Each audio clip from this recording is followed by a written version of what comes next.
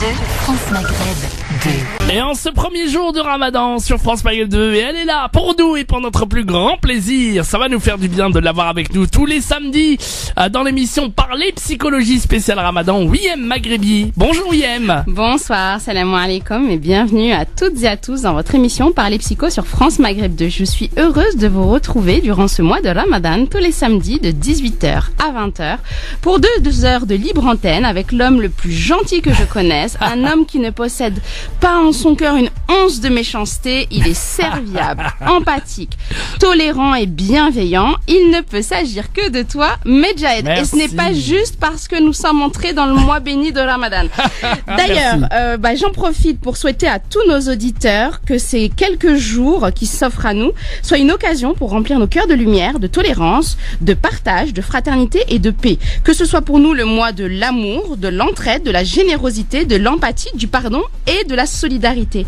Puisse ce mois béni être pour chacun d'entre nous une occasion de nous rapprocher un peu plus de notre Seigneur et aussi de nous-mêmes et de ceux que nous aimons. Je vous souhaite à tous que votre jeûne, vos bonnes actions et que votre recueillement soit accepté, qu'Allah subhanahu wa ta'ala nous couvre tous de sa miséricorde. Amin. Amin.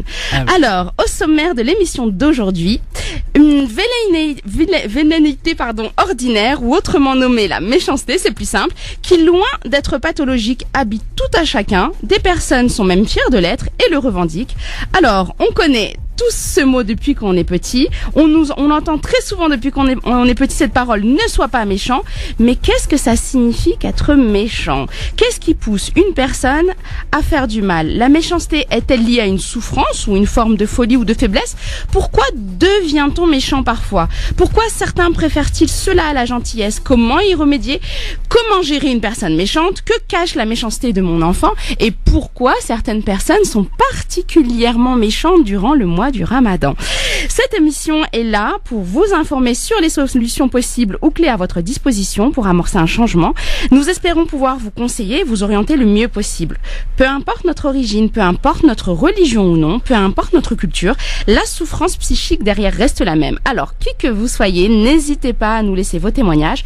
Nous répondrons à vos appels ainsi qu'à vos messages sur ma page Facebook Maghrebi Wiem, psychologue musulmane, auquel moi et Medjahed nous tâcherons de répondre en direct. Oui, avec plaisir. Cet espace est le vôtre, alors profitez-en et n'hésitez pas à nous contacter pour échanger ensemble au 0892 23 99 50, 0892 23 99 50. Exactement, on attend vos témoignages. Évidemment, vous avez connu des gens méchants. Oui, votre voisin est méchant, votre enfant est méchant, enfin bref, vous connaissez des gens qui ne font que la méchanceté et vous ne savez comment vous en sortir. Vous avez vous-même, sans le faire exprès, vous avez cet esprit de méchanceté tout le temps. Vous avez besoin de faire du mal, vous avez besoin et vous voulez parler en anonyme, il n'y a pas de souci. Eh bien, vous témoignez avec nous et on va vous aider. Peut-être pour ceux qui subissent la méchanceté aussi, leur donner des clés, justement pour s'en sortir des méchants. Voilà. Eh ben, venez nous témoigner, venez nous appeler 0892 23 99 50 étoile et le choix numéro 1 pour arriver au standard. On vous accueillera. Et puis si vous avez besoin de parler à Wiem Maghrebi pour toute autre demande, elle est psychologue musulmane et elle est là donc pour répondre à vous et parler. On parle de la libre antenne, on parle de la méchanceté. Vous connaissez certainement des gens méchants autour de vous. Et oui, venez nous en parler. Si vous en connaissez, n'hésitez pas à venir témoigner. On n'est pas en train de faire de la médisance. Vous parlez en anonyme. Et puis on essaiera de trouver des solutions ensemble pour remédier à certains mauvais comportements. Voilà, mauvais comportements, méchanceté aussi pendant le mois du Ramadan. Alors que normalement, le mois du Ramadan est censé avoir la paix, justement, la douceur, la gentillesse, la bienveillance. Allez, on compte sur vous, évidemment. Tous vos témoignages en anonyme si vous le souhaitez aussi, il n'y a pas de souci. 0892 23 99 50 étoile et le choix numéro 1 pour faire vivre cette émission, parce que tous vos témoignages, et on a envie que ça appelle, on a envie de vous donner des solutions, on a envie que vous poussiez votre coup de gueule. Oui, allez-y, n'hésitez pas. Si vous connaissez beaucoup trop de personnes méchantes, eh ben oui, allez-y, dénoncez tout ça en direct. 0892 23 99 50. Le premier thème de ce jour de Ramadan. Bon, normalement, voilà, normalement on est. Mais parce qu'inversement, on va parler également de la gentillesse. Hein. On parle de la méchanceté, mais d'accord. Et on va parler de son versant qui est la gentillesse, bien entendu. Donc la méchanceté, la gentillesse, quoi. Voilà. Et au contraire, voilà, ouais, au contraire. Tiens, vous connaissez des personnes extrêmement gentilles, peut-être. Est-ce qu'on pourrait On parlera de la gentillesse, mais également des bienfaits psychologiques de la gentillesse. Ça a un intérêt. Voilà. Vous connaissez au contraire aussi des gens complètement gentils, des bienfaits de la gentillesse, voilà. D'ailleurs, qu'est-ce que ça... Oui. D'ailleurs, Medjahed, tu sais qu'on célèbre depuis un petit nombre d'années maintenant la gentillesse une fois par an. Oui, tout à fait, oui. Et oui, donc c'est peut-être parce que justement on vit dans un contexte social où malheureusement la méchanceté c'est quand même une valeur qui est en hausse. En dehors de cette journée de la gentillesse, on se rend compte que beaucoup de personnes font le reste du temps preuve de méchanceté, de bassesse, de manipulation. D'ailleurs, les médias et la politique s'en donnent à cœur joie. On est sorti des élections, on s'est rendu compte que c'était à qui t'as pris le plus et le plus fort sur l'autre.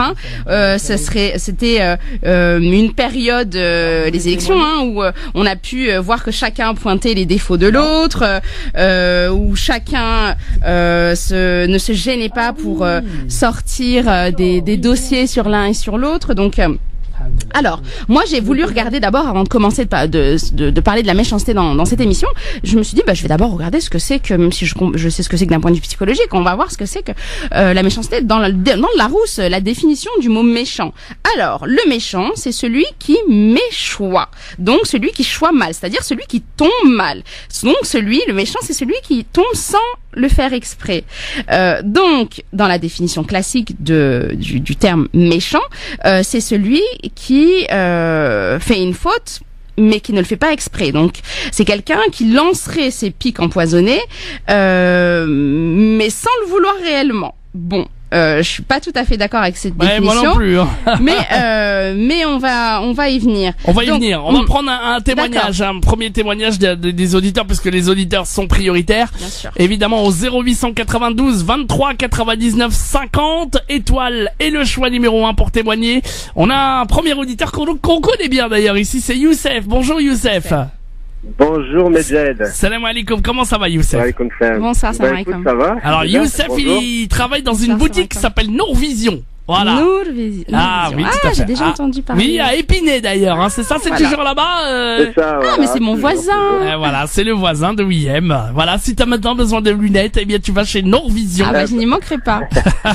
J'en ai besoin en plus. Voilà. T'hésites pas, marhaba. Voilà. Alors Youssef, tu nous appelais pour témoigner. Alors, moi je t'appelais déjà pour te souhaiter un bon Ramadan. Merci beaucoup. C'est vrai que je t'ai eu pendant l'année, mais c'est vrai que ça faisait un moment que je t'avais pas eu au téléphone. C'est très sympa, merci beaucoup. Ainsi qu'à tous les auditeurs d'ailleurs. Donc bon Ramadan à vous tous. Merci à vous. Et à ton ami, j'ai oublié son nom. Ah oui, c'est la psychologue de l'émission Psychologue musulmane, dans l'émission Parler Psychologie. Justement, on parle de... C'est très bien, c'est très très intéressant. Et ben voilà. Alors. Voilà, donc gentillesse, j'ai entendu le mot gentillesse, j'ai dit la gentillesse, gentillesse. Gentil, donc il faut que je l'appelle. Alors la gentillesse, témoignez-nous de la gentillesse, allez-y. Pour ce thème, alors les gens, il y a de tout. Voilà, il y a des gens hyper gentils, il y a même des degrés dans la gentillesse, il y en a qui sont très très très gentils. À quel mais point? à côté de ça, tu peux avoir de la méchanceté, tu peux en avoir qui sont limite de la grosse méchanceté. Est-ce que vous avez eu déjà, vous, quelqu'un, ou vous avez connu quelqu'un qui vous a fait une grosse méchanceté Oui, ça arrive. Ça arrive pas, heureusement, ça arrive pas régulièrement, ça arrive pas tout le temps. Ouais. Et dans les clients, avec le nombre de clients qu'on voit dans la semaine. Dans les clients, c'est parce que lui, voilà. Alors racontez-nous, c'est quoi par exemple?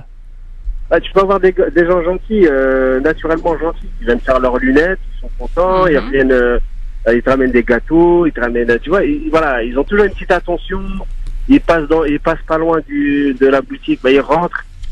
Mais t'en as d'autres, non, ils sont froids. De nature, ils sont froids. Ils sont comme ça. Il y a pas, tu parles pas avec eux, si t'as la moindre, tu fais la moindre petite erreur, ou tu vois, tu laisses, ah ouais, non, ça t'explose dans la figure. Non, c'est des personnes qui ont du mal à exprimer leurs émotions. Mais parfois, juste à titre informatif, des fois, des personnes sont extrêmement timides, mais d'une timidité maladive, pathologique, tel point que elles sont on a l'impression qu'elles sont froides, qu'elles sont complètement fermées. C'est juste, alors qu'en réalité, elles ont extrêmement peur du regard qui est posé sur elles, et donc elles vont réagir de façon un peu brute, un peu parfois, voilà, et un peu sèche. Une fois le contact, vous voyez, l'espèce de barrière qui tombe. Tout à fait. Et ben, cette timidité, en fait, on s'aperçoit que c'est quelqu'un de très bien, de très très très gentil. Puisque la timidité, c'est la peur du regard de l'autre. C'est très bonne personne, cela. Exactement.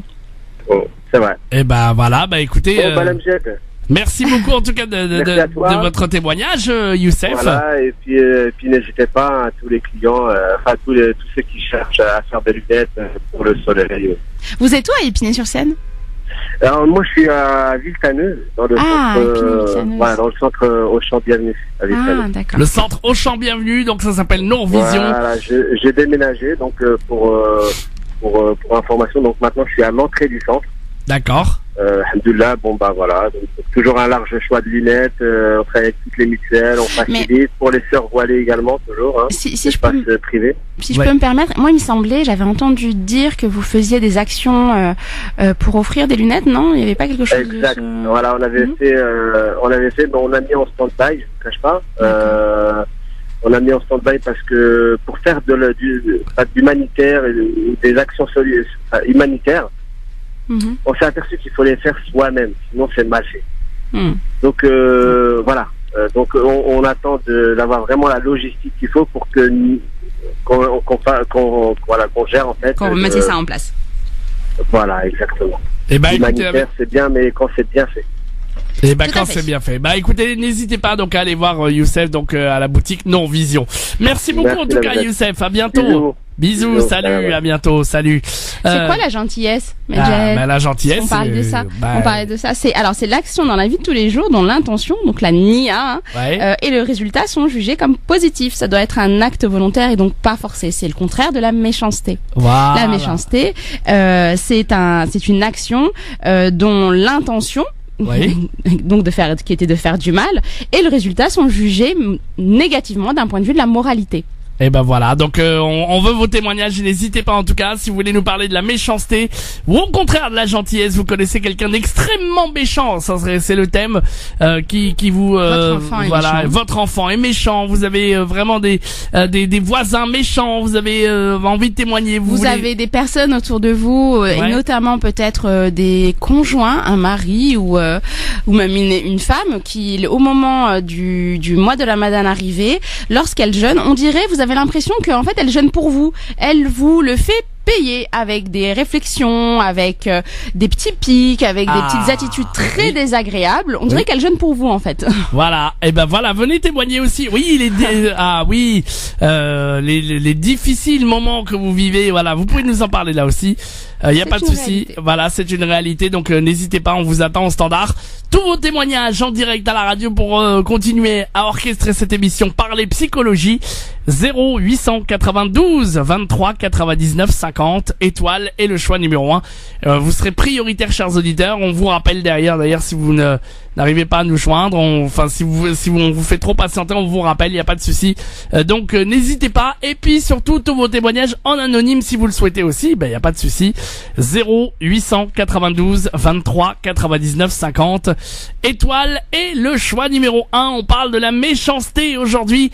Est-ce que vous connaissez quelqu'un de méchant? Vous voulez nous en parler? Vous voulez participer à cette émission? Ou au contraire, vous connaissez des gens extrêmement gentils?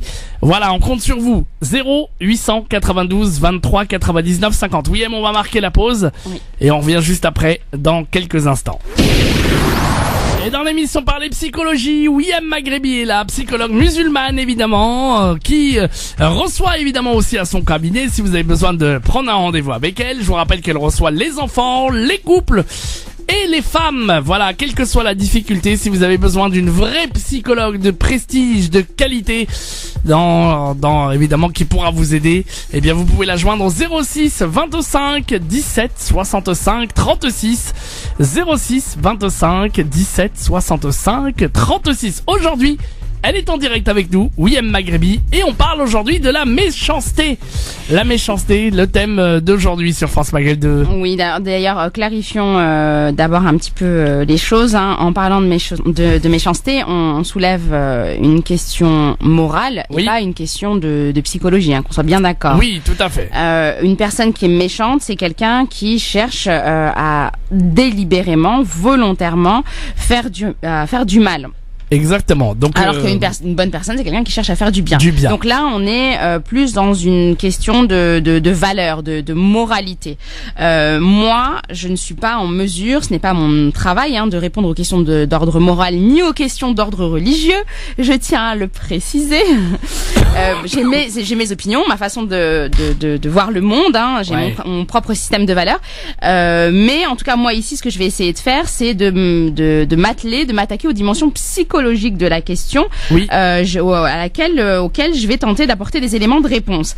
Alors, si je te dis, par exemple, Medjahed, que, par exemple, alors on va trouver une personne méchante. Tiens, Marine Le Pen est méchante. Ouais, Marine Le Pen, elle est D'après toi, est-ce qu'elle serait méchante? Elle a des convictions, oui, méchantes. On va trouver des milliers de personnes qui diront, voire qu'elle des est pas millions méchante. qui diront avec affirmation, sans la moindre hésitation, que oui, c'est quelqu'un de méchant. Et pourtant, on en aura d'autres aux yeux desquels c'est une héroïne, c'est une leader, c'est quelqu'un de très important parce que elle symbolise le rempart contre le mal, ou elle symbolise la protection de la société française, etc., etc. Donc, ce qui est sûr, c'est que la méchanceté, c'est quelque chose de subjectif. Ouais, tout à fait, c'est subjectif. Est-ce que tu as des méchants célèbres en tête? Les méchants célèbres. On a grandi avec ça. Les robots, ça fait partie. Dans les dessins animés. Et oui. Voilà. Dans n'importe quelle histoire, dans n'importe quel film, dessin animé, peu importe, il y a au pays de Candy, il y a des méchants et des gentils. Exactement. Il y a toujours un méchant. Voilà. Alors, le méchant, c'est qui? Dans le dessin animé. C'est celui. Terry, c'était le plus gentil, là, le prince de la colline, c'est ça? Je sais pas, j'ai pas connu. Voilà. Mais en tout cas, ce qui est sûr, c'est que le méchant, c'est quelqu'un dans les dessins animés ou les films, hein, qui par ses actions ou ses pensées ou son comportement va devenir forcément l'ennemi du héros. Voilà, tout à fait, c'est ça. Voilà. C'est ça. C'est celui qui incarne le mal.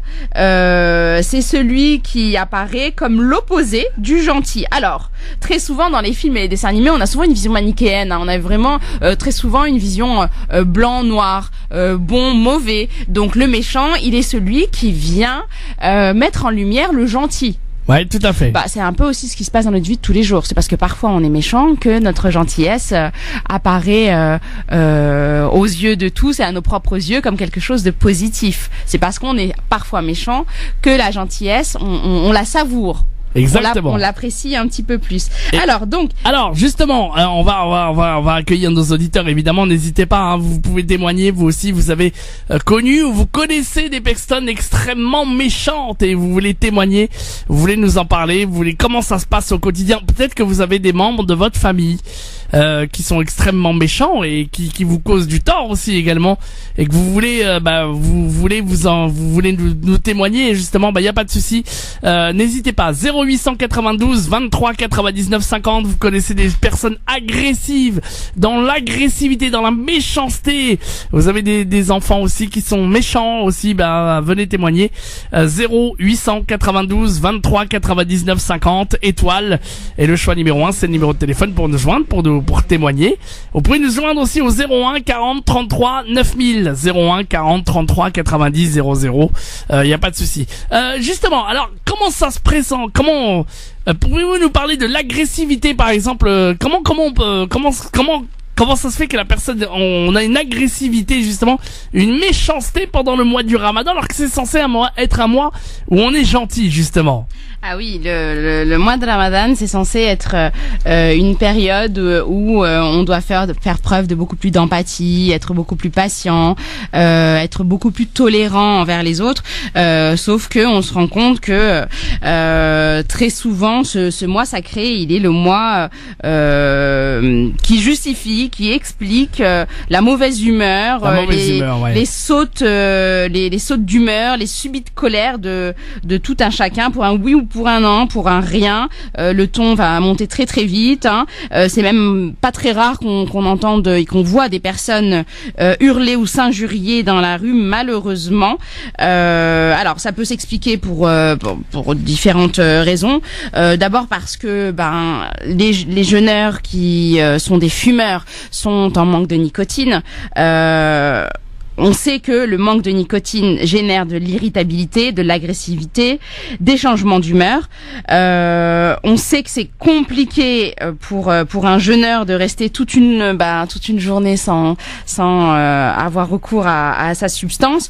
Il y a aussi le manque de sommeil. On sait que pendant le mois de Ramadan, déjà de fait, les prières sont beaucoup plus tard, surtout si on fait le tarawih. Ensuite, il y a le fait de se lever peut-être un petit peu plus tôt pour le suhour, pour manger le repas avant la prière de Fajr. Donc de toutes les façons, notre sommeil il est impacté. On dort beaucoup moins et c'est une moins bonne qualité. Or le sommeil il est connu et reconnu d'ailleurs comme étant apaisant. On sait que le sommeil c'est réparateur. Je dis rien en disant ça. Je dis rien de nouveau. Le sommeil c'est quelque chose qui permet d'évacuer le stress, de reposer son corps, de mieux se préparer à affronter les épreuves qui nous attendent. Sauf que voilà, si on dort moins de 8 heures par nuit, si on a moins de nos 8 heures de sommeil quotidienne, forcément notre état psychologique il va se dégrader. Encore plus si on passe par une période de jeûne justement. Oui. Et c'est encore plus compliqué. C'est plus difficile à gérer. Ouais, oui, parce que le manque de sommeil il est générateur d'apathie, il est générateur d'irritabilité justement, il est forcément générateur de conflits parce que quand je ne dors pas suffisamment, mon système nerveux est beaucoup plus fragile, je suis de mauvaise humeur, je vais avoir tendance à être négatif, à être pessimiste, à être anxieux. C'est très important d'essayer de préserver un maximum ces 8 heures de sommeil. Alors si on ne peut pas parce que on fait le tarawih ou parce que on se lève tôt, etc. On ne peut pas avoir nos 8 heures de sommeil. Il faut essayer au moins de faire une sieste ou en tout cas d'essayer de faire des micro-siestes dans la journée pour pallier un petit peu à ce manque de sommeil. D'autant plus qu'on sait que lorsqu'on ne dort pas suffisamment, on a encore plus faim dans la journée. C'est là où est oui, c'est là où est tout le paradoxe. Quand on ne dort pas assez, on est beaucoup moins concentré. C'est vraiment le manque de sommeil, il est vraiment nuisible à nos capacités de réflexion, à nos capacités de décision en général. On raisonne moins bien, notre mémoire est moins efficace. Voilà, tout ça fait que de toutes les façons, dès l'instant où on réfléchit moins bien, on raisonne moins bien, on aura tendance à être beaucoup plus dans l'impulsivité et donc forcément à être potentiellement beaucoup plus agressif. Et puis on le sait pas forcément, mais le manque de sommeil ça a des conséquences également sur notre physiologie, puisque on sait que le manque de sommeil affaiblit notre système immunitaire. Et oui. J'avais entendu parler, oui, tout à fait. Et donc on est potentiellement plus facilement sujet aux attaques virales et à l'apparition de maladies, mais également aux douleurs musculaires. Donc vraiment le manque de sommeil, c'est quelque chose qui est très pernicieux puisque ça favorise un état de stress et un état de mal-être qui ne se pallie que par le sommeil. Donc le mois de Ramadan, c'est vraiment un mois qui est très particulier où il faut vraiment se trouver des petits moments, comme je le disais, pour s'accorder des petites siestes. C'est indispensable. Eh ben, n'hésitez pas en tout cas à nous appeler vous aussi et à parler donc de ce thème aujourd'hui, la méchanceté, l'agression, l'agressivité pendant le mois du Ramadan. Et puis l'agressivité, elle est pas due qu'au manque de nicotine ou qu'au manque de sommeil. Elle est liée, bien entendu, à quoi d'autre, Medjahed?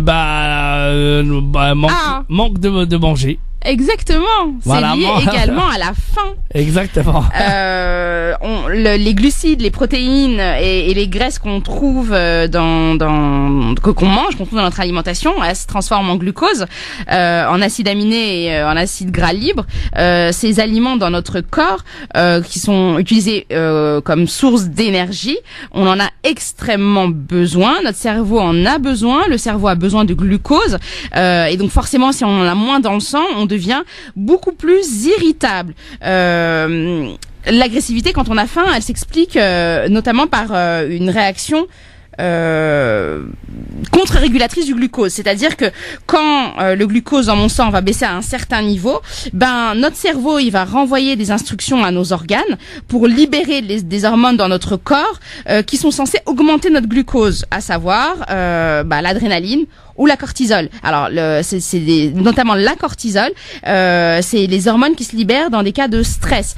On sait que lorsque on est stressé, la cortisol c'est l'hormone du stress, on sait que lorsqu'on est stressé, ça va agir sur notre lobe préfrontal qui est le siège de nos raisonnements, notre raisonnement. Donc quand on est stressé, quand on a trop de cortisol, on réfléchit moins bien, on raisonne moins bien.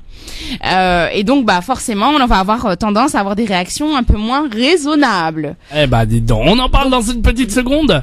Le temps de marquer la pause, on va revenir très vite aussi et vous pouvez aussi nous appeler pour témoigner. Voilà, si vous avez des gens insupportables autour de vous pendant ce mois du Ramadan, venez témoigner. 0892 23 99 50 étoile et le choix numéro 1. Vous pouvez nous appeler, vous êtes les bienvenus, chers auditeurs et auditrices de partout en France, à Clermont, Dijon, Reims, Amiens, Le Havre, Orléans, du côté de Metz, Marseille. Je rappelle que si vous connaissez aussi des personnes très très très méchantes, ça peut être des personnes de votre famille, ça peut être des voisins, ça peut être n'importe qui que vous avez côtoyé mais qui sont extrêmement méchants, vous voulez témoigner, eh ben n'hésitez pas là aussi. 0892 23 99 50 étoile et le choix numéro 1, c'est le thème du jour, la méchanceté au quotidien. Je sais que vous en connaissez, je sais que vous avez envie de témoigner, eh ben n'hésitez pas aussi à nous appeler donc pour parler de ce thème en anonyme aussi si vous le souhaitez, il n'y a pas de problème dans cette première émission Parler Psychologie.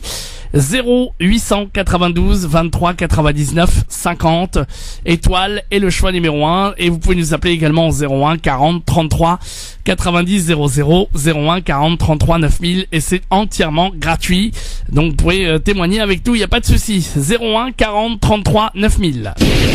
L'émission Parler Psychologie avec William Maghrebi, psychologue musulmane que vous pouvez joindre aussi si vous le souhaitez pour prendre un rendez-vous avec elle.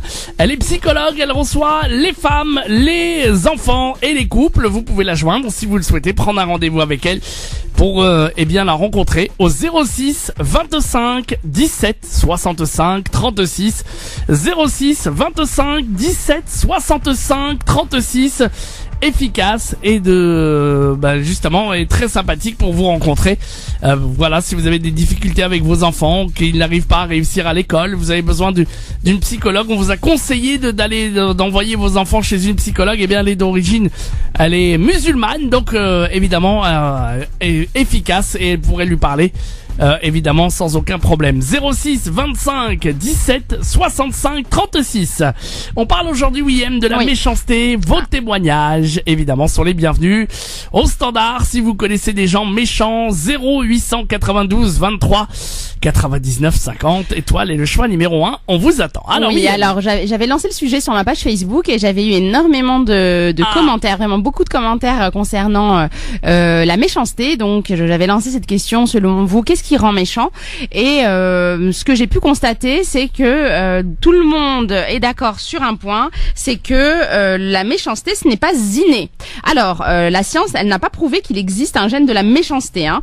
On n'est ni bon ni méchant à la naissance. Ce sont les circonstances et les histoires personnelles qui vont favoriser les mauvais comportements. Donc on a bien compris que la méchanceté, c'est le résultat d'une action, d'un comportement qui est jugé négativement sur le plan de la moralité. Ce qu'on sait, c'est que la méchanceté, elle peut résulter d'émotions négatives. Alors les émotions négatives qui peuvent générer des comportements méchants, ça peut être la jalousie, la rancune, la colère, l'envie, la déception ou la frustration, mais il y a également des traits de caractère qui sont plus propices à des actes de méchanceté, tels que la perversion, l'égoïsme, le narcissisme, l'orgueil ou le sadisme. Voilà, tout ça c'est des choses qui vont potentiellement générer des comportements méchants. Mais il y a également la souffrance. Alors la souffrance amoureuse, je viens d'être quittée, donc je vais me venger, je vais faire du mal à mon ex. Il y a la souffrance financière, je suis pauvre, je n'ai pas suffisamment d'argent, et ben je vais me défouler ou je vais faire des actes répréhensibles sur le plan de la moralité auprès de je sais pas moi, de mes voisins ou un proche que j'ai. Il a une belle télé ou il a je sais pas moi, quelque chose de joli, ben je vais lui déchirer son fauteuil en cuir parce que moi j'ai pas les moyens, moi je suis frustrée, donc je me venge de ce que je n'ai pas sur lui. Ça peut être une souffrance physique aussi. On sait que la douleur chronique, le fait d'avoir régulièrement mal quelque part dans le corps, ça peut être source de forcément de dépressivité, de dépression, de mal-être, et donc si je souffre, je vais me venger sur l'autre, et c'est une erreur bien entendu, mais je vais me venger sur l'autre et je vais lui faire du mal. Mon addiction, ma dépendance à un toxique, à un produit aussi, il peut être générateur de méchanceté. Une mauvaise estime de moi-même, une mésestime de moi, un manque de confiance en moi peut m'amener également à faire du mal. Et puis c'est pas juste l'ignorance ou la mauvaise éducation qui est génératrice de méchanceté. Alors, comme vous avez dû le comprendre, les origines de la méchanceté sont multiples. Ah, alors c'est à la fois inné et acquis en fait.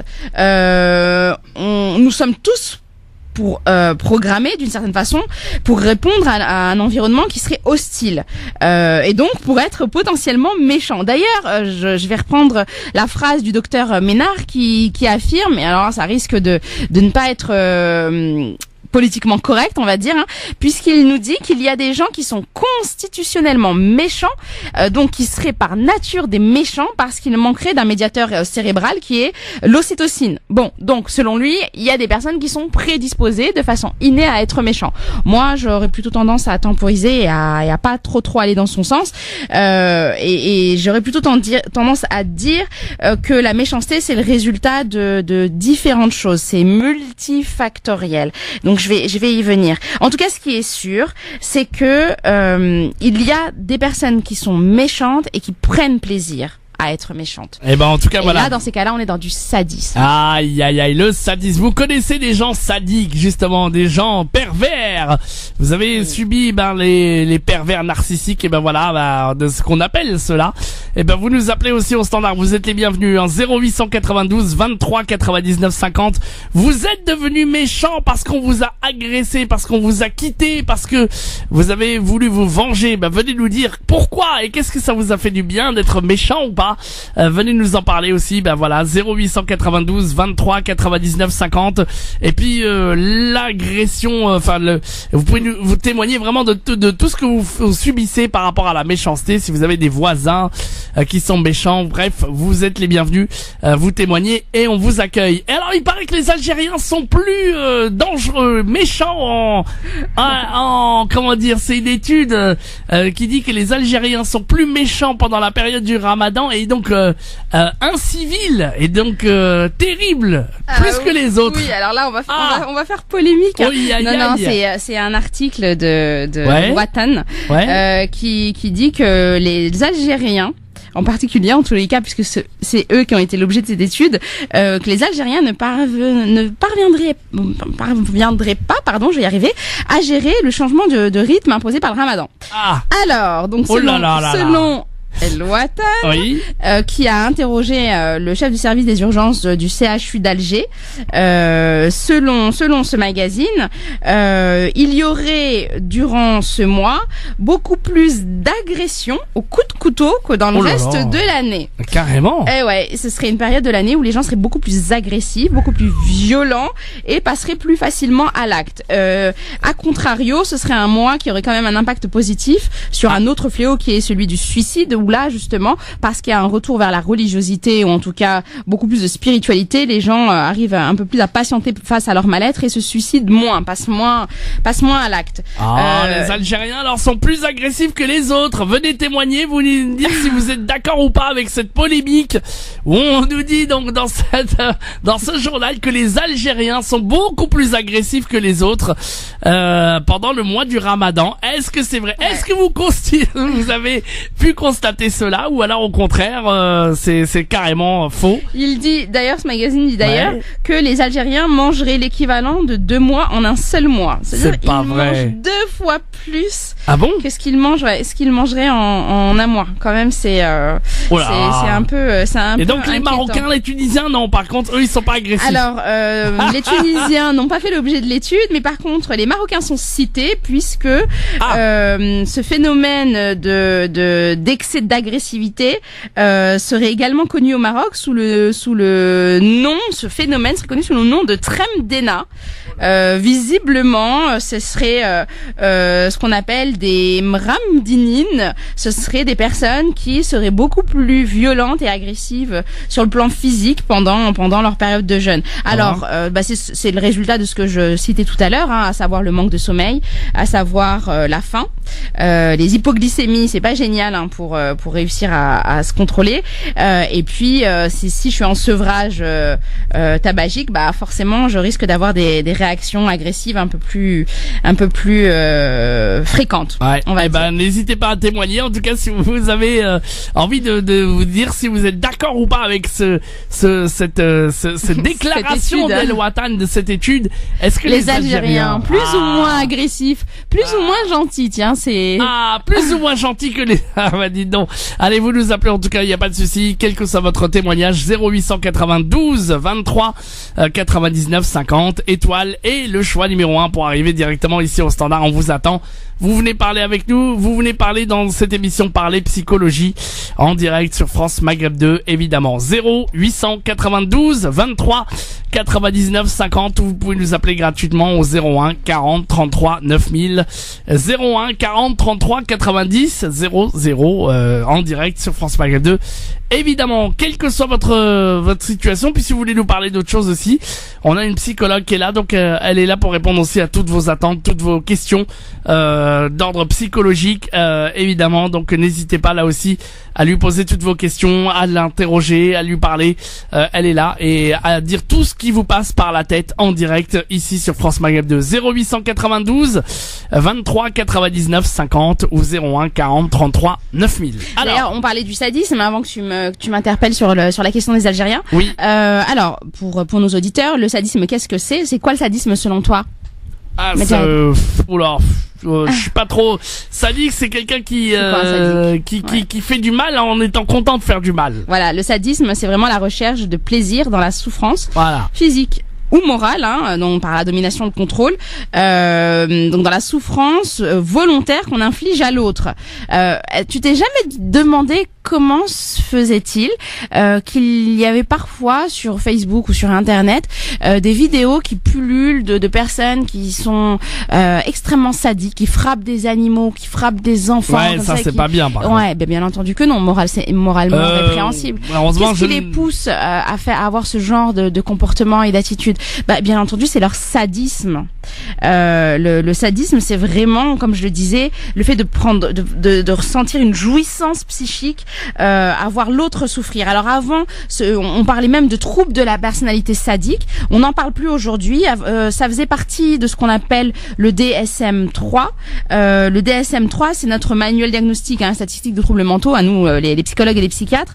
Mais dans le DSM-5, ça n'en fait plus partie, donc on ne peut plus poser le diagnostic de personnalité sadique. Mais en tous les cas, le sadique ou le sadisme, c'est quand même un trait de personnalité qui est encore présent, qu'on le veuille ou non, chez beaucoup de personnes. Il y a le sadisme, ça renvoie à un terme qui est très très très à la mode, qui est le terme de perversion. Le sadisme, c'est une perversion. Oui, tout à fait. Voilà. Donc la perversion, c'est quoi?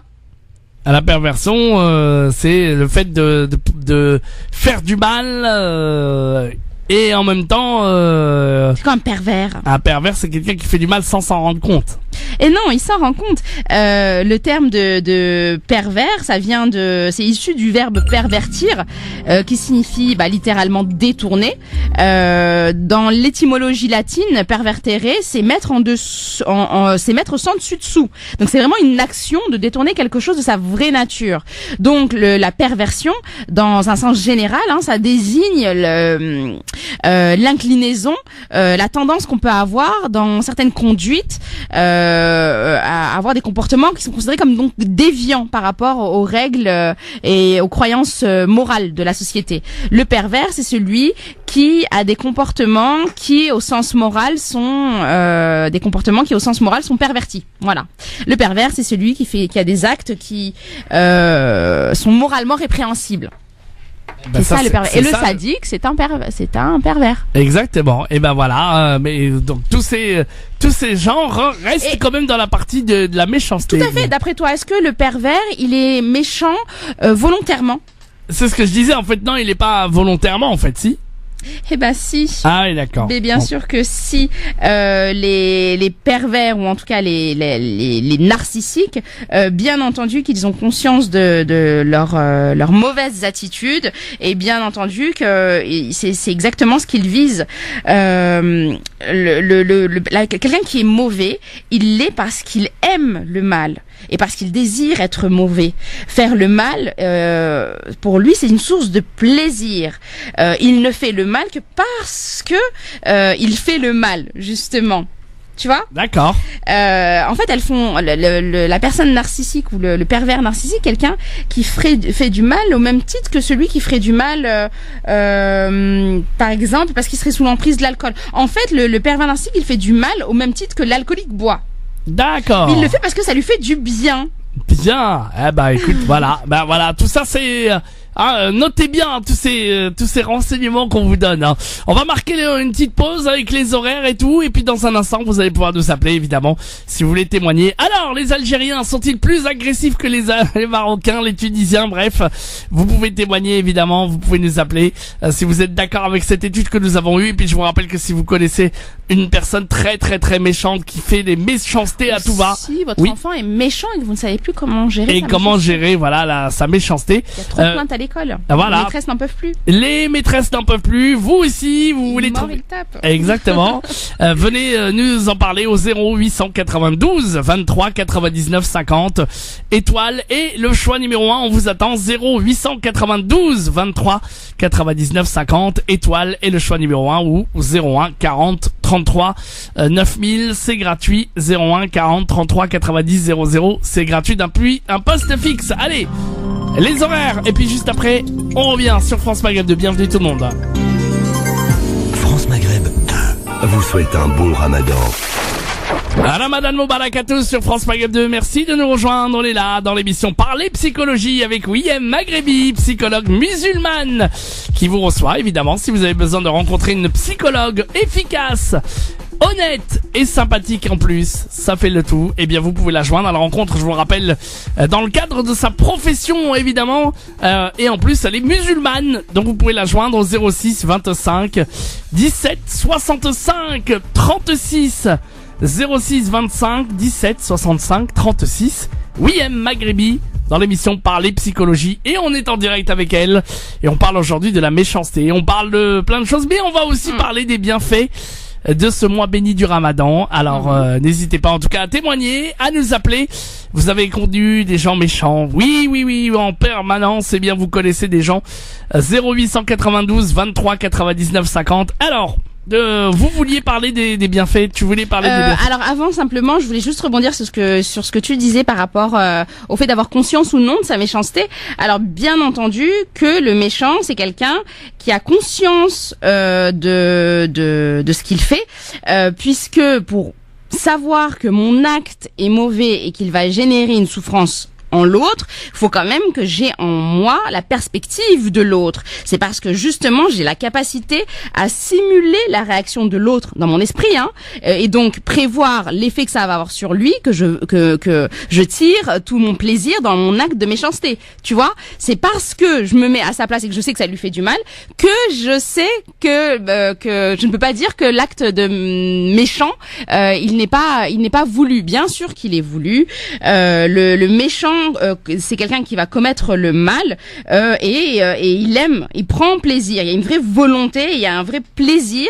Il y a une mauvaise volonté, mais il y a un vrai plaisir à commettre le mal. D'ailleurs, juste pour revenir à ce que disait le docteur Ménard, là encore je le cite puisque c'est un spécialiste de la question de la méchanceté, il disait la satisfaction des instincts apporte un degré de plaisir archaïque qui dans un deuxième temps va apporter soit de la jouissance, soit de la culpabilisation. Alors il y a des personnes qui vont culpabiliser parce que elles ont ce qu'on appelle un surmoi assez rigide, assez important, qui leur fait prendre conscience que c'est mal ce qu'ils ont fait, et donc elles vont se culpabiliser. Puis d'autres non, elles vont simplement être dans une jouissance totale dans leurs actes. D'ailleurs, est-ce que tu sais pourquoi c'est toujours les méchants qui s'en sortent le mieux? Pourquoi c'est pas les gentils? Ah, c'est toujours le travail.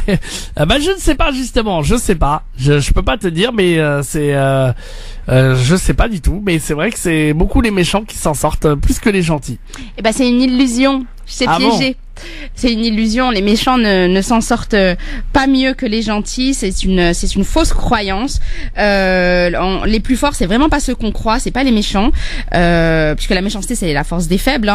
C'est les gentils, c'est eux, c'est les personnes les plus bienveillantes, les plus honnêtes, les plus sincères, les plus fidèles. C'est elles qui, au contraire, réussissent à mieux s'insérer dans le tissu social, dans la vie. C'est elles qui réussissent le mieux leur vie de couple, leur vie familiale. C'est une fausse croyance. Alors ça vient peut-être du fait que le monde du travail, lui, valorise la méchanceté. L'esprit d'entreprise, c'est souvent plus axé sur les comportements de méchanceté, surtout quand on est dans une grosse J.R. Ewing dans Dallas. Voilà. Quand on est dans une grande société, voilà des exemples de méchants. D'ailleurs, justement, t'as d'autres exemples de méchants? J'adorais J.R. Ewing. Les exemples de méchants, leur vie assez méchant dans les films ou dans les livres, elle justifie en fait leur méchanceté, elle est parlante. Par exemple, moi c'est mon fils qui me donnait cet exemple, celui de la reine, la sorcière Karaba dans Kirikou. Ouais. Dans Kirikou, elle, c'est une méchante, on est d'accord. Je sais pas si ça te dit quelque chose. Ouais, oui. C'est une sorcière qui est méchante, mais parce qu'elle souffre en réalité, parce que elle a, je crois qu'elle a un bâton qui est planté qui lui est planté dans le dos et qui est source de souffrance. Donc c'est parce qu'elle souffre, qu'elle ne sait pas comment gérer sa douleur, qu'elle se défoule, on va dire, en faisant des actes répréhensibles. Dans le Bouffon vert, en Spider-Man. Ça te dit rien? Non, pas du tout, non. Spider-Man, ça te dit rien, oui, mon fils, ça dit à mon fils, mais moi, Spider-Man. Bon, ça doit parler à nos auditeurs. Oui. Le méchant dans Spider-Man, c'est parce qu'il a été humilié sur le plan professionnel. Il a été humilié. L'humiliation, ça a été une émotion qu'il n'a pas été capable de supporter, et donc il s'est vengé par des actes répréhensibles. Je sais pas moi, Cruella d'enfer dans Les 101 Dalmatiens, par exemple. Ouais. Alors, pourquoi elle est méchante? Elle est méchante parce que c'est une narcissique, c'est une bourgeoise colérique. Donc la méchanceté, elle vient, c'est juste l'expression de son narcissisme. Alors, plus proche de toi et de nos auditeurs, normalement ça c'est censé parler à tout le monde. Dans La petite maison dans la prairie, Nelly femme. Olson. Eh oui. Nelly Olson. Alors Nelly Olson, clairement, c'est l'éducation, hein. C'est une Ouais, capricieuse. bon, c'est clair. Donc ses actes de méchanceté, c'est juste qu'elle est égocentrique, hein. C'est une petite fille capricieuse. On a énormément d'exemples dans notre cinématographie ou dans les bibliographies. On a énormément d'exemples de personnes méchantes, mais en fait, on se rend compte quand on étudie la biographie ou la vie de ces personnes que elles sont souvent malheureuses. Ouais. Qu'elles sont souvent malheureuses et que donc la souffrance, elle est le résultat d'un mal-être. Ben voilà, comme quoi être méchant tout le temps, ben c'est synonyme de mal-être. Et ben voilà, venez nous parler vous aussi. Si vous connaissez, si vous avez vous aussi l'habitude d'être méchant, ben venez témoigner, venez nous dire pourquoi. Est-ce que c'est parce que vous avez eu une situation difficile où vous avez connu des méchants et vous voulez nous en parler, vous voulez témoigner, n'hésitez pas. 0892 23 99 50 dans cette émission Parler Psychologie. N'hésitez pas, oui. On a tous à un moment donné dans notre vie, c'est complètement faux de dire qu'on n'a jamais été méchant. On a tous à un moment dans notre vie fait preuve d'actes de méchanceté, en tout cas ce qui est considéré comme de la méchanceté.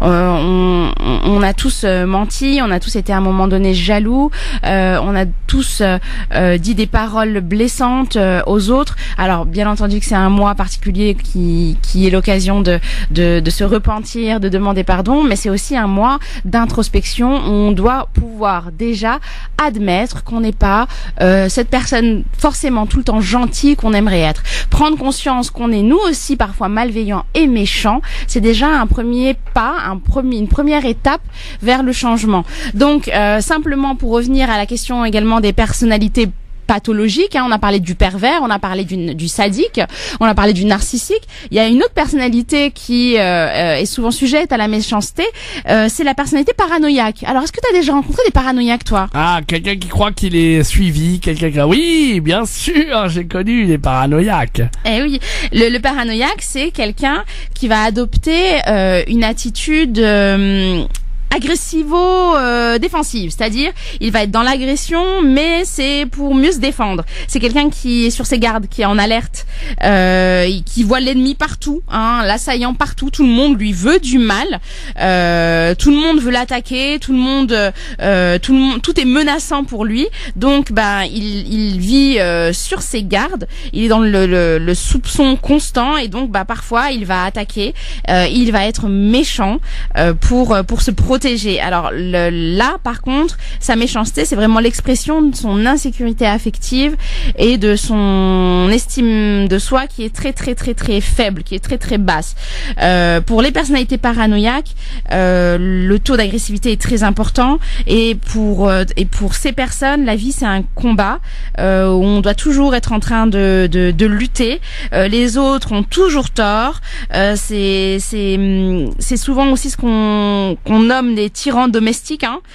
C'est des personnes qui en réalité, je veux pas rentrer dans trop de psychologie là maintenant parce que je sais que les gens ont faim, qu'ils sont en pleine cuisine et qu'ils vont pas forcément me suivre, mais le paranoïaque c'est en gros quelqu'un qui est dans un déni de sa propre de sa propre haine et qui va être dans de la projection. La personnalité paranoïaque c'est un mélange d'hypertrophie du moi. Ils ont un moi qui est immense et une mauvaise estime d'eux-mêmes. C'est un paradoxe en fait. Voilà, donc ça c'est ce qu'on retrouve chez la personnalité paranoïaque.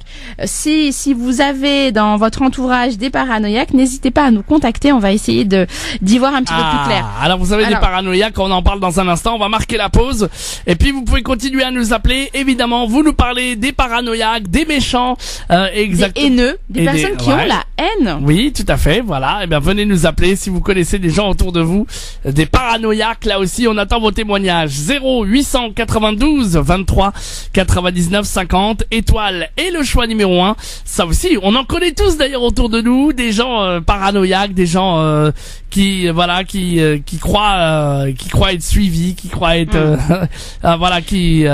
on croit qu'on leur parle, c'est ça, c'est un peu ça. Enfin bref, en tout cas, les personnalités paranoïaques, c'est pas des paranoïaques. La psychose paranoïaque, c'est donc un trouble psychiatrique. La personnalité, c'est des troubles du comportement.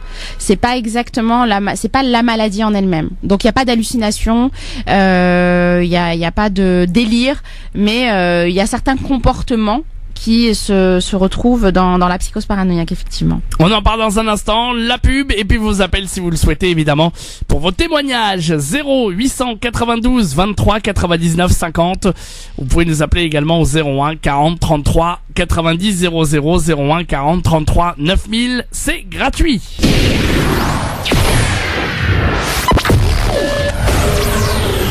France Maghreb 2, France Maghreb 2. Allez, parlez psychologie, c'est maintenant sur France Maghreb 2, évidemment avec Wiem Maghrebi qui est là, psychologue musulmane, que vous pouvez joindre si vous le souhaitez d'ailleurs à son cabinet. Elle est joignable au 06 25 17 65 36. Et puis vous pouvez évidemment la rencontrer si vous êtes vous avez des difficultés quelconques pour des consultations personnalisées. Elle rencontre les femmes, les couples et les enfants également. 06 25 17 65 36 pour la joindre. Alors oui, simplement pour faire suite à ce que nous disions par rapport aux personnalités pathologiques, c'est donc vraiment notre cécité, c'est-à-dire notre incapacité à voir nos propres blessures. C'est cette incapacité qui nous conduit parfois à avoir des comportements jugés négativement, à être agressif vis-à-vis de l'autre et pas forcément une nature soi-disant mauvaise ou méchante. On a tous été, on sera tous un jour méchants envers quelqu'un. Le monde, il est ni tout blanc ni tout noir. La méchanceté, ça fait partie de notre vie, comme la gentillesse, heureusement, elle fait partie de notre vie. Tout le monde n'est pas gentil, tout le monde n'est pas méchant. C'est pas comme on le disait en début d'émission c'est pas la vie, elle est pas comme dans les dessins animés ou les films où on aurait une vie où il y aurait les méchants d'un côté et les gentils de l'autre avec toujours les happy end à la fin. On vit pas dans un conte de fées, un monde sans méchanceté, ça n'existe pas. Il faut arrêter d'être dans des visions manichéennes. Le plus important et le plus intéressant, en tout cas ce qu'il faut retenir de cette émission, c'est que le plus important, ce n'est pas de savoir pourquoi on est méchant, mais qui est méchant, parce que c'est souvent l'intériorité de la personne qui nous explique pourquoi ces actes de méchanceté.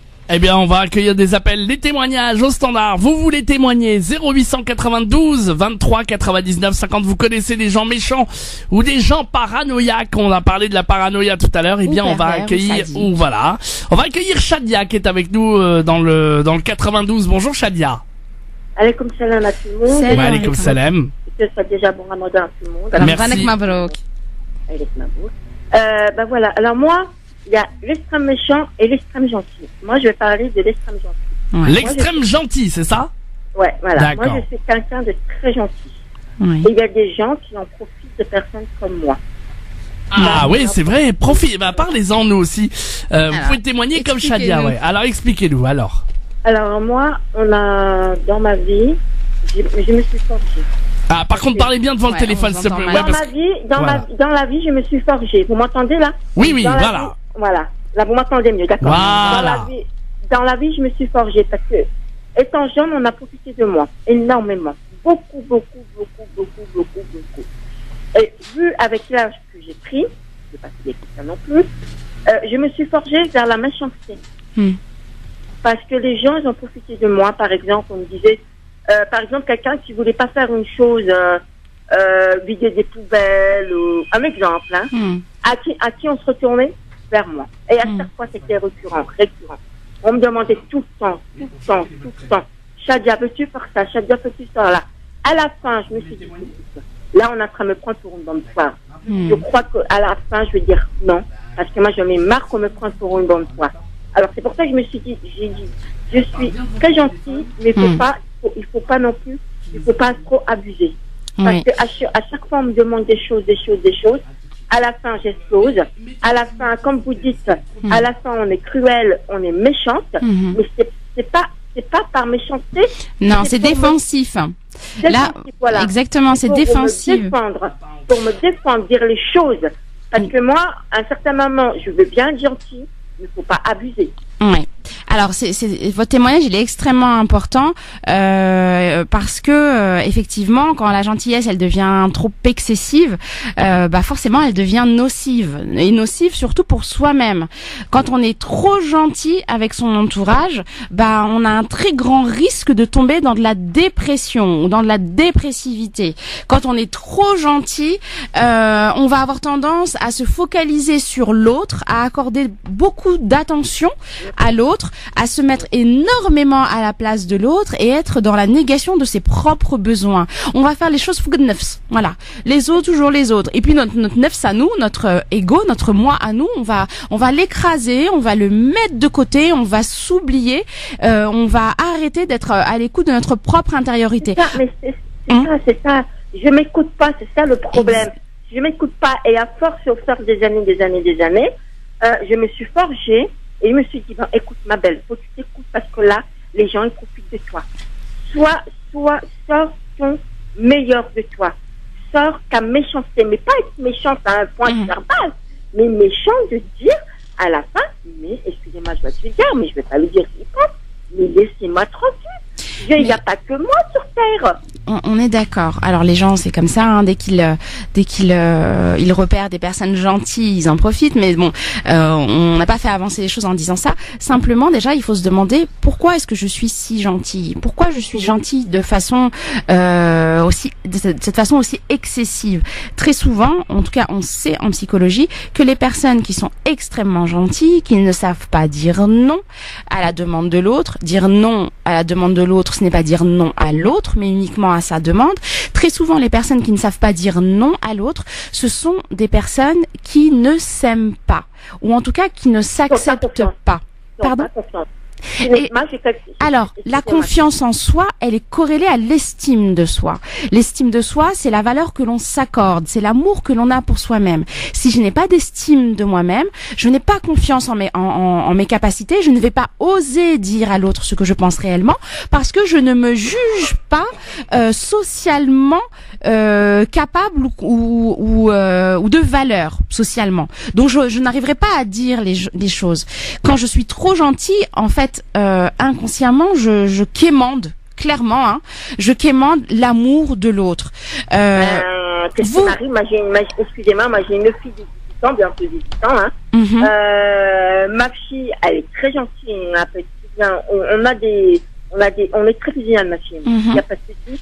Mais elle en profite aussi un peu de moi parce qu'elle voit que je suis trop gentille avec elle et elle me demande des trucs que je ne peux pas réaliser. Et encore plus les enfants et les adolescents qui sont constamment en train de d'éprouver nos limites, qui ont tout le temps besoin justement qu'on soit ferme dans nos interdits. Un enfant ou un adolescent, quand on lui dit que ça c'est interdit ou que c'est moralement répréhensible, il attend de nous qu'on soit ferme dans nos affirmations et que on le punisse quand il fait une bêtise. C'est indispensable de punir son enfant quand on a instauré un interdit, une règle dans notre éducation.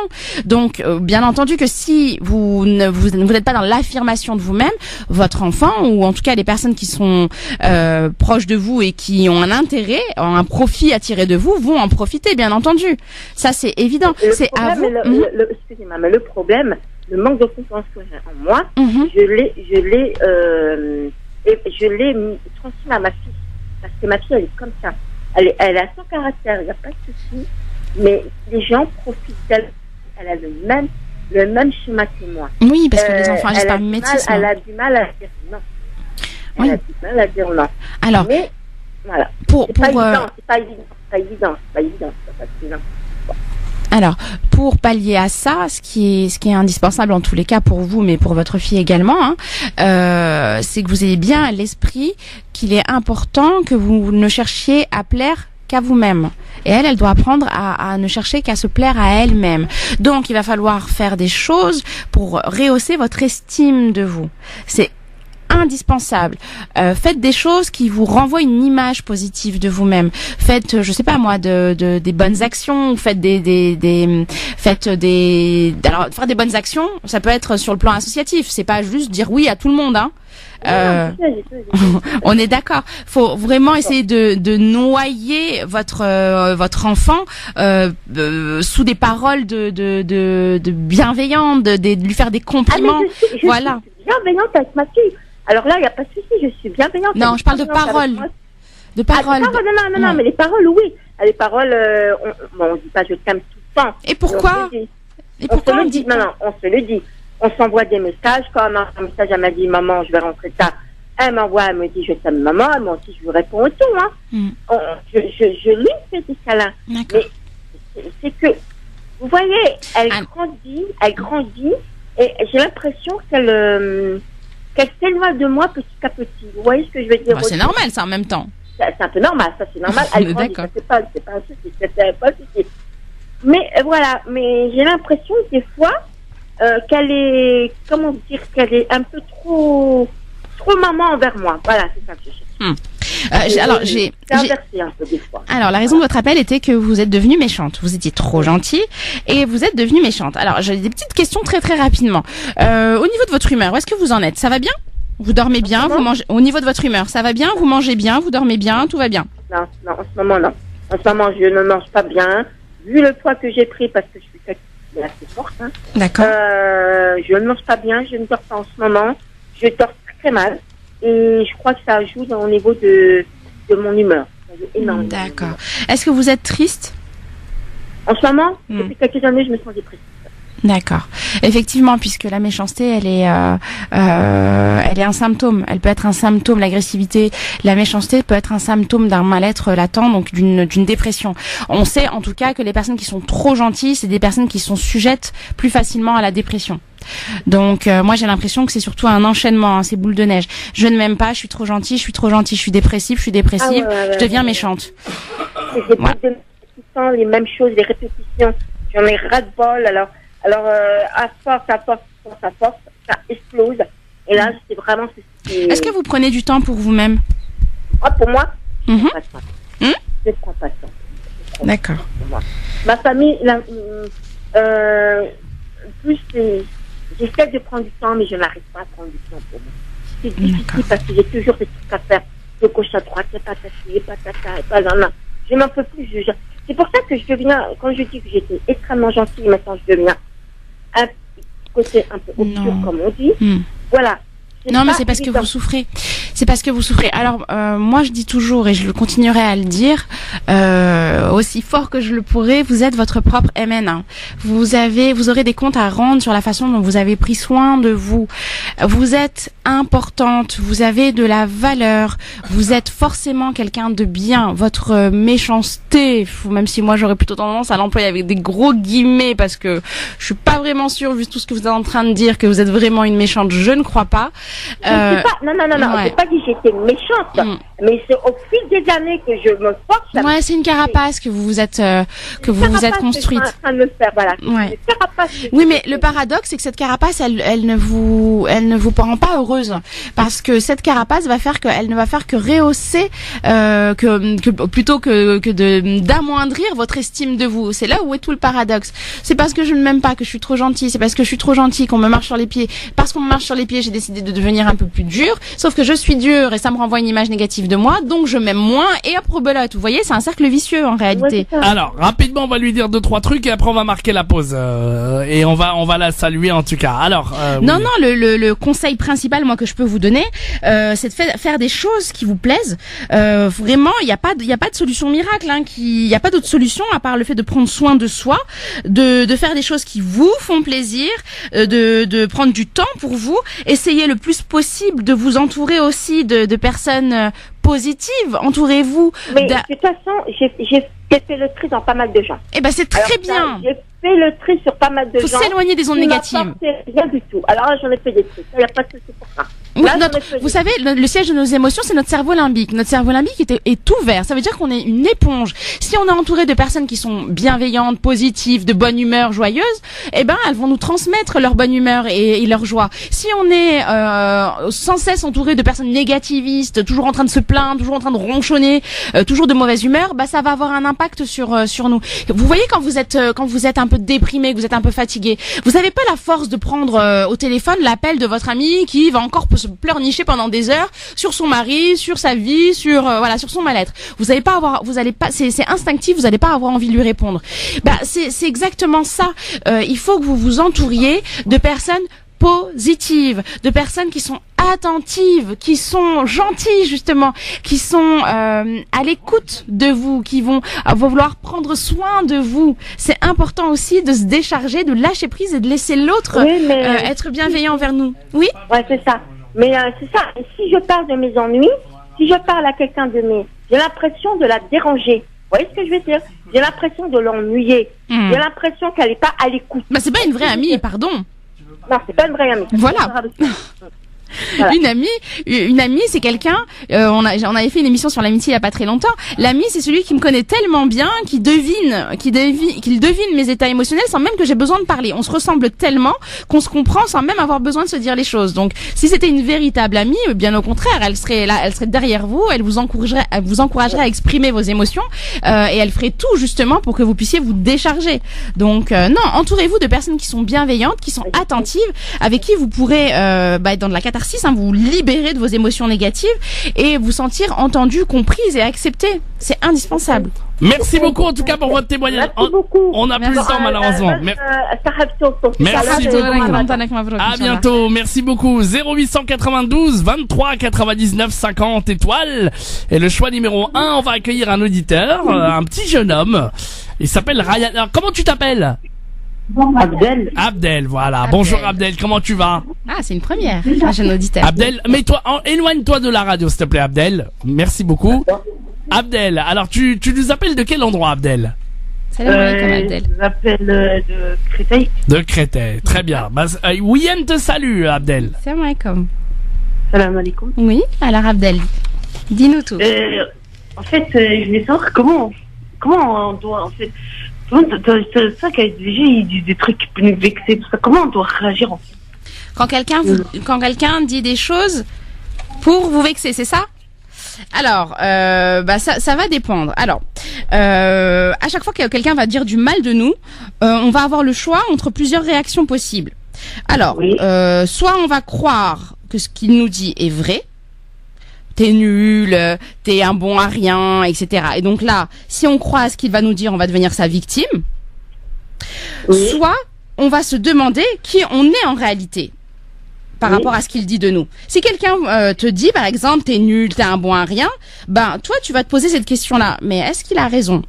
Est-ce que je suis vraiment si nulle? Est-ce que je suis ce bon à rien? Mais en fait, qui je suis moi en réalité? Est-ce que je suis cette personne que l'autre il est en train de décrire?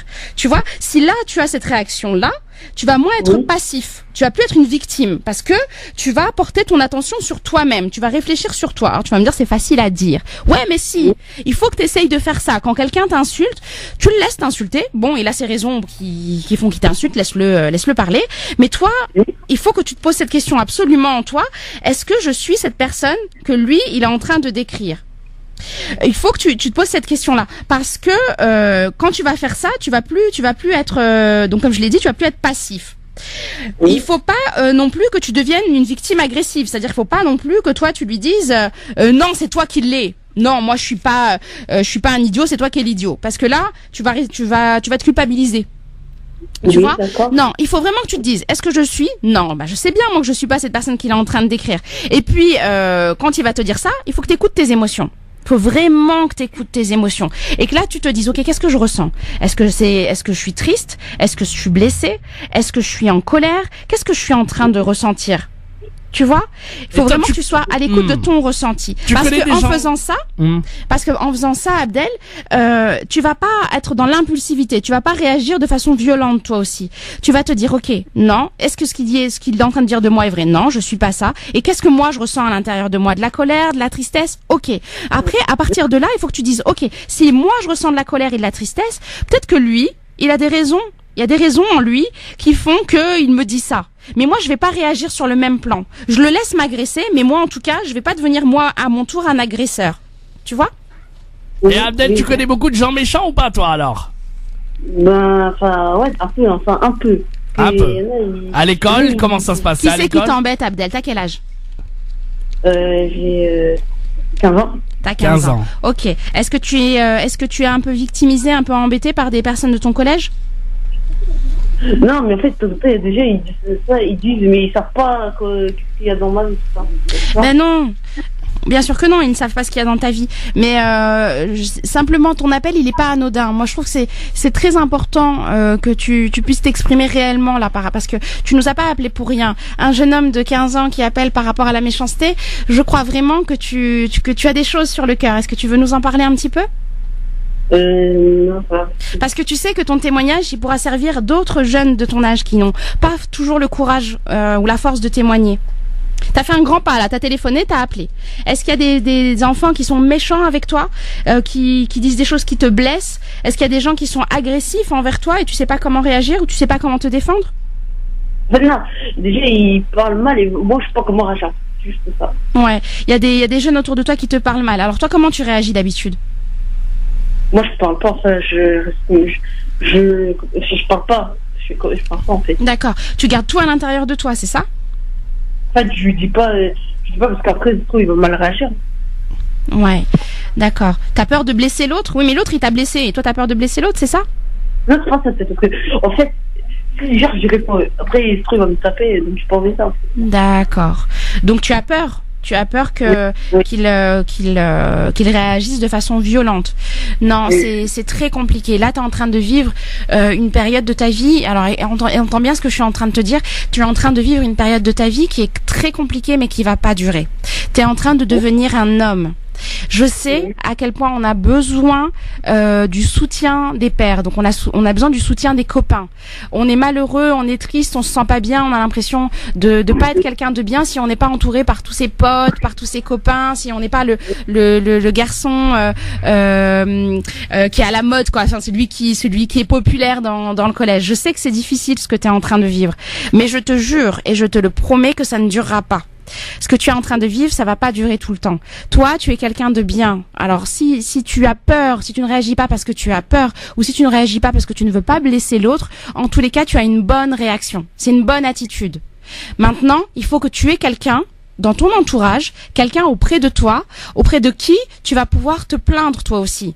C'est important que tu puisses parler des agressions dont tu es victime. C'est important que tu puisses dire à quelqu'un auprès de toi que tu souffres, que tu as mal à cause de toutes les réflexions et de toutes les méchancetés qu'on te dit. Faut pas que tu gardes ça sur le cœur. Sur le moment, tu as raison de ne pas réagir forcément, mais il faut que autour de toi, tu as alors soit un parent, soit un copain, soit quelqu'un à qui tu vas pouvoir te libérer et te vider. Ne garde pas ça pour toi. D'accord? Parce que je ne voudrais pas pour toi que tu penses que ce qu'on dit sur toi est vrai. Ne crois pas et n'écoute personne. Tu es une belle personne. Tu es quelqu'un de bien et je suis sûre et certaine que tu vas devenir un homme magnifique. Donc n'écoute pas ce qu'on dit de toi. D'accord? Promis? Oui, d'accord. Eh ben voilà, mon ami Abdel. Bon, Abdel, tu fais le ramadan ou pas? Oui, je suis le ramadan. C'est Eh bien, ben, c'est frère. génial. Les invocations du jeûneur font partie des invocations qui sont exaucées. Donc, profites-en pour faire un maximum d'invocations, surtout les invocations du musulman, surtout les invocations de la personne qui est opprimée, qui est victime d'injustice. Donc, demande, implore Allah subhanahu wa ta'ala, surtout et surtout pas de te venger, mais surtout de mettre la paix dans le cœur de tes agresseurs. Demande à Allah subhanahu wa ta'ala qu'il fasse que ces personnes qui sont méchantes et qui sont agressives envers toi deviennent tes meilleurs amis et deviennent tes protecteurs et deviennent les personnes les plus gentilles dans ta vie. On fera des doigts pour toi, mon ami Abdel, d'accord? Fais des doigts, Inch'Allah. Et merci pour ton appel À et bientôt. bravo. Bon bravo, courage, tu vas être fier de Abdel. toi. Merci à toi Abdel, à bientôt, salut.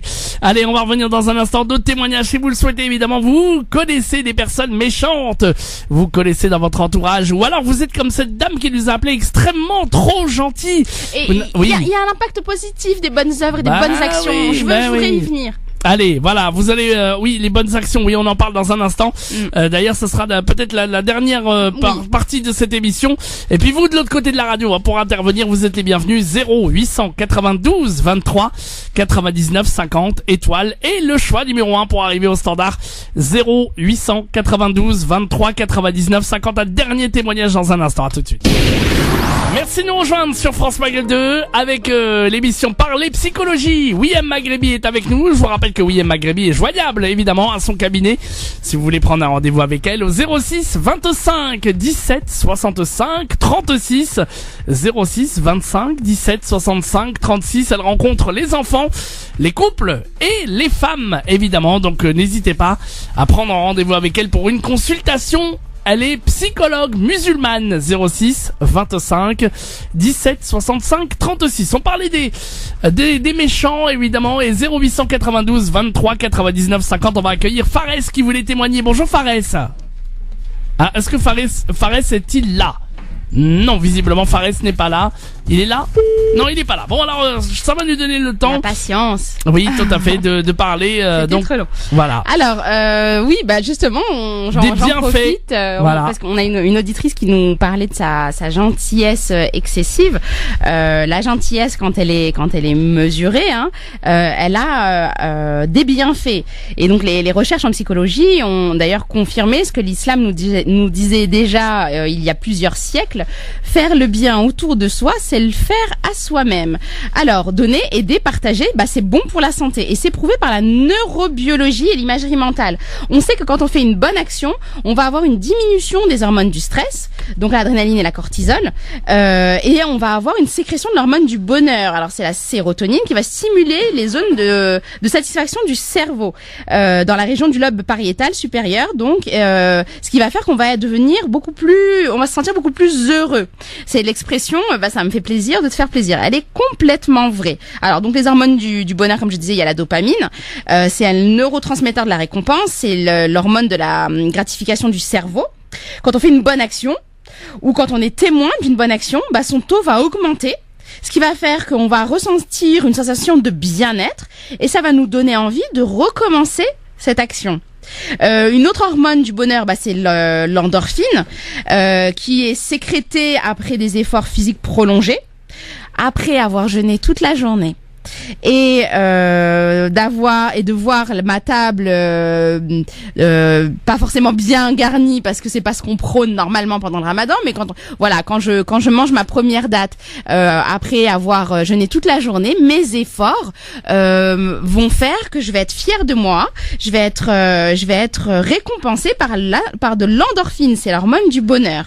C'est d'ailleurs ce que ressentent les femmes quand elles accouchent ou les grands sportifs, hein, Medjahed. Tu vois, une femme quand elle accouche, ouais. C'est très long, c'est très compliqué, c'est douloureux. Oui. Et au moment de la délivrance, au moment où l'enfant va venir au monde, on va avoir un pic d'endorphine. Et c'est une récompense. C'est l'hormone, ça fait partie des hormones du bonheur. Et c'est ce que ressentent également les jeûneurs quand ils peuvent manger après une journée à patienter, à prendre sur soi, à souffrir de la chaleur, à souffrir des tiraillements de la faim. On est fier de nous, on est content de nous, on est satisfait de pouvoir manger. Et donc on va avoir une sécrétion d'endorphine. Et puis la sérotonine, donc, comme je disais, c'est le neurotransmetteur de l'humeur, c'est un antidépresseur naturel. On sait que quand on fait des bonnes actions, quand on a des pensées positives, quand on fait des actes qui nous rendent fiers de nous, mais également quand on prend des bains de soleil, tout ça c'est des sécréteurs de la sérotonine, donc qui est l'hormone du bonheur. Il y a également dans l'alimentation, dans ce qu'on peut ingérer, il y a des choses qui sont des sécréteurs également de la sérotonine, notamment les acides aminés. Alors, je donne toujours cet exemple et ceux qui me connaissent savent de quoi je vais parler. La Talbina, c'était le dessert préféré de notre prophète alayhi salam.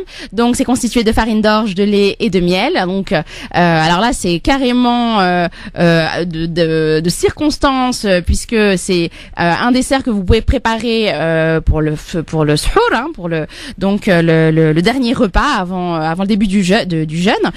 Donc la talbina, donc c'est rapporté par Muslim dans Sahih al-Bukhari. La talbina, notre prophète alayhi salam nous a dit que ça dissipe une partie de la tristesse parce que c'est riche en acides aminés et que les acides aminés sont des sécréteurs de la sérotonine, l'hormone de l'humeur. Mais bon, tu me diras, qu'est-ce que ça a à voir avec les bonnes actions? Alors, donc, pour en venir aux bonnes actions, les personnes qui œuvrent dans des associations, on le sait, sont moins dépressives. Il y a énormément d'études qui vont dans ce sens.